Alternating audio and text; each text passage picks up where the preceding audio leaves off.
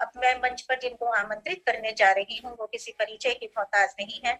आगरा में पली बड़ी पर फिलहाल ऑस्ट्रेलिया में रह रही हैं सुमन जैन जी।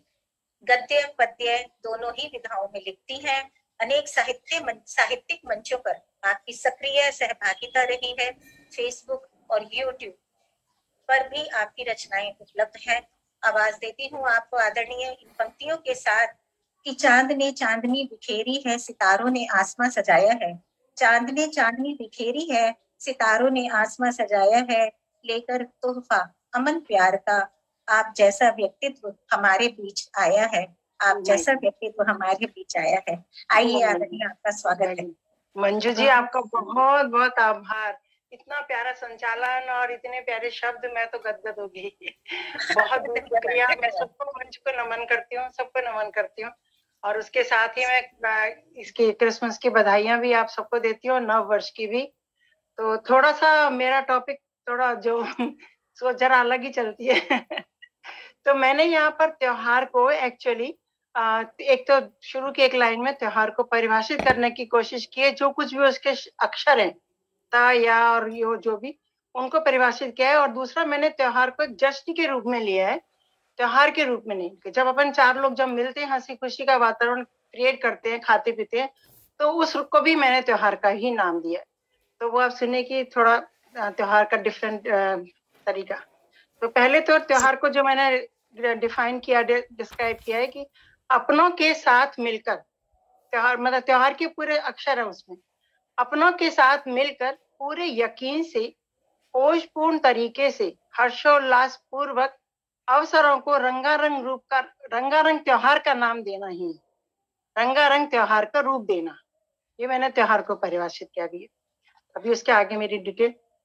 ठीक है, आवाज ठीक है?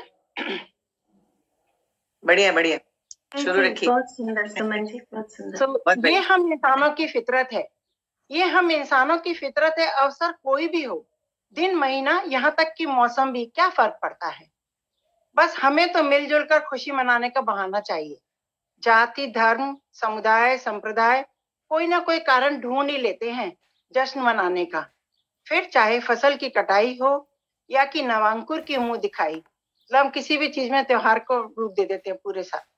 तो फिर चाहे फसल की कटाई हो या कि नवांकुर की मुंह दिखाई, किसी की बेटी की विदाई हो या फिर नववधु की पग धराई, कृष्ण का जन्म या रावण दहन, माताओं का आवाहन करना हो या शिव गौरा का ब्याह करना हो, यहाँ तक कि प्यार करना हो तो भी उत्सवीय तरीके से करते हैं।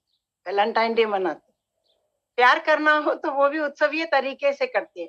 भाई बहन का बंधन बांधना हो या पति की लंबी उम्र की कामना, गाय तो गाय, उसके गोबर को भी पूजनीय बनाकर गोवर्धन का नाम दे देते हैं।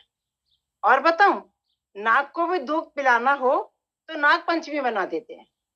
साथ ही साथ खाना बर्बाद न जाए, बचा हुआ बासी खाना भी खाने योग्य है, इस बात को सिद्ध करने के लिए बसौड़े का नामकरण कर दिया।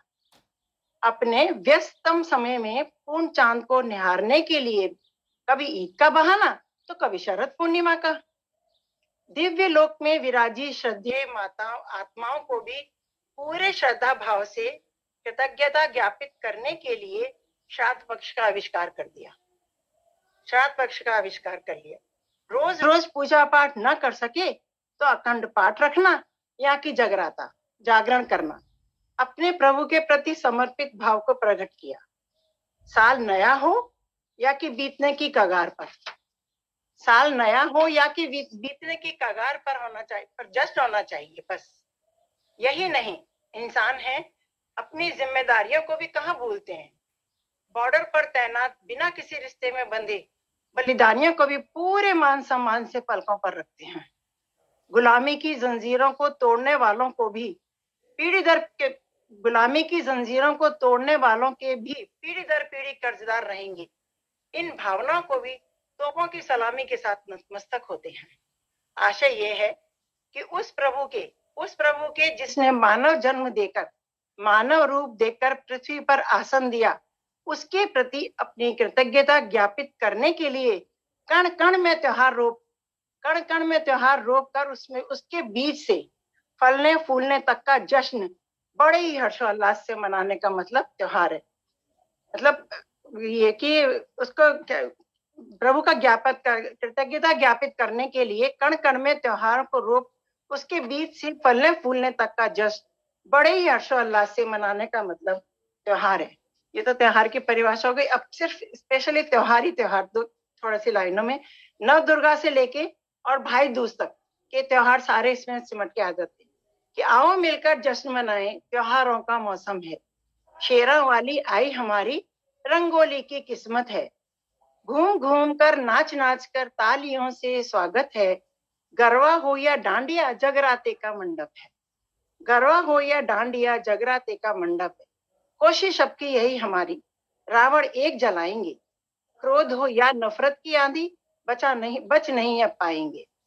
दूर हमें करने हैं अंधेरे, खुशियों के दीप जलाने हैं, दूर हमें करने हैं अंधेरे, खुशियों के दीप जलाने हैं, मन तम दूर करेंगे जब हम राम तभी घर आएंगे, मन तम दूर करेंगे जब हम राम तभी घर आएंगे, चमक सितारों की होगी, खुशियों के अनार झिलमिलाएंगे, नया दिन नई सुबह से नई ज्योति जलाएंगे, नया दिन नई सुबह से नई ज्योति जलाएंगे, इतिहास के कुछ पन्नों पर सांसों का कर्ज चुकाएंगे, मस्तक पर कर तिलक लगाकर गले प्यार की मिसाल बनाएंगे, मस्तक पर कर तिलक लगाकर गले प्यार की मिसाल बनाएंगे, प्यार की मिसाल बनाएंगे। Thank you. बहुत खूबसूरत सुमन जी, बहुत ही बढ़िया। सुमन जी बहुत बढ़िया, आपने सब कुछ समेट दिया। जी बिल्कुल, त्योहार पूरे वर्ष भर मनाए जाने वाले सारे त्योहारों का ब्यौरा आपने अपनी कविता के माध्यम से हमें दे दिया है। भारतीय संस्कृति तो वैसे ही त्योहारों की संस्कृति मानी जाती है, उत्सव की संस्कृति मानी जाती है। बहुत सुंदर परिभाषा, बहुत सुंदर परिभाषा सुमन जी। Thank you. व्याख्या आपने कर दी है त्योहारों की, बहुत खूबसूरत। Thank you so much. ये सब आप लोगों का प्यार और प्रेरणा ही है जिसकी वजह से सब हो जाता है।